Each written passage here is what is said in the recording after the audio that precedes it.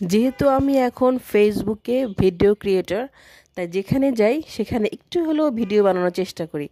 এটা অন্যান্য মানুষ বুঝবে না, আমরা যারা কাজ করি তারাই বুঝবো, তাই না? তো গিয়েছিলাম একটু বসুন্ধরায় মার্কেটিং করতে। তো সেখানে টুকটাক যতটুকু পেরেছি অল্প অল্প করেছি ভাই, বেশিক্ষণ করতে পারি নাই, একটু ব্যস্তই ছিলাম।